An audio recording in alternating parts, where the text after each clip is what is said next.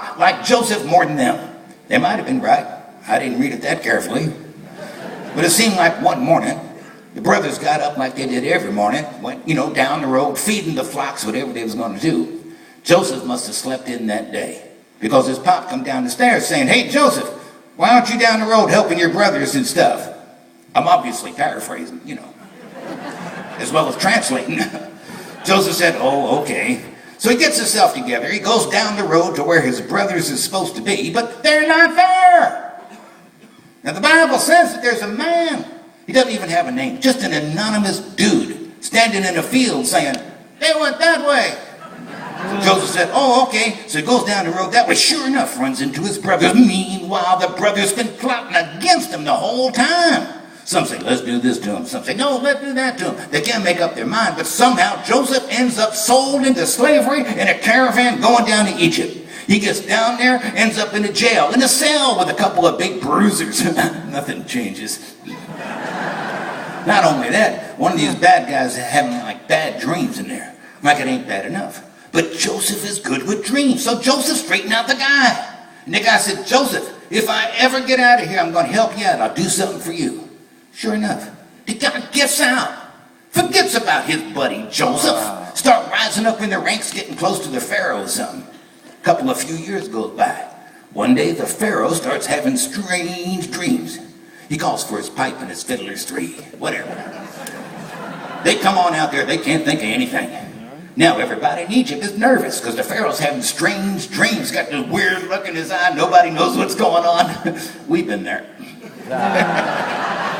All of a sudden this guy said, "Wait a minute. I know somebody that's good with dreams." He remembers his buddy Joseph. He goes down, he gets him out of the jail, brings him up to the Pharaoh, introduce him, Joe, Pharaoh Joe.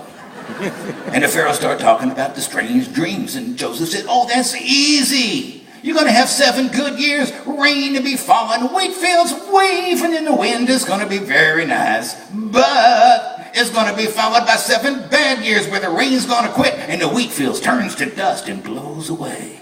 It's going to be bad." And the Pharaoh said, "Whoa." And he looked around. He said, "Fiddlers, you out of here. You didn't do nothing. Joe, you the man." And he puts Joseph in charge of everything. And Joseph started building some granaries to put some stuff aside, remember, in case the bad time should come. And sure enough, it comes. It's bad. It's not just bad in Egypt. It's bad everywhere. So back at the farm, Pop and the boys are sitting around saying, "It's bad." Pop said, "Why don't some of you boys go down to Egypt, see what they're doing?"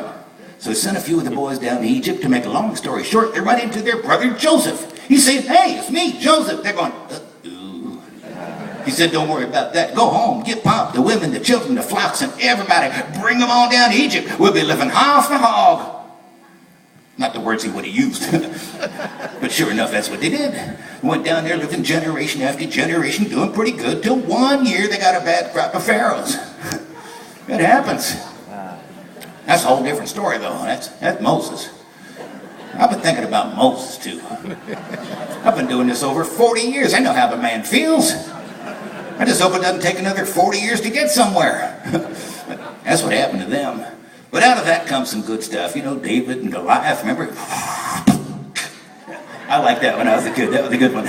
And out of that family, come Jesus later on? Now it's 2,000 years after that? I mean, there's a lot of history I've just been through here in a very short amount of time. And there might be a lot of people here tonight that has a lot to say about any one part of it. But I'm here to remind all of you tonight that all of this history, every single piece and part of it, depends upon one unknown, anonymous dude standing in a field saying, "Hey, went that way." Without that guy, there's no Joseph. Without Joseph, there's no Israel. There's no Egypt. There's no Moses and Pharaoh, David, Goliath, Jesus. If you ever wondered what one person could do in this world, wonder no more. You don't have to know nothing. You could just be sitting around. Somebody say, "Which way to go?" "They went that way." And the whole freaking world could hinge on you. And you wouldn't even know about it. And I'm sure that man is standing around somewhere right now saying, "I should have given my name."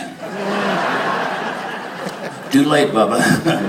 But there's a verse about it. It goes something like this.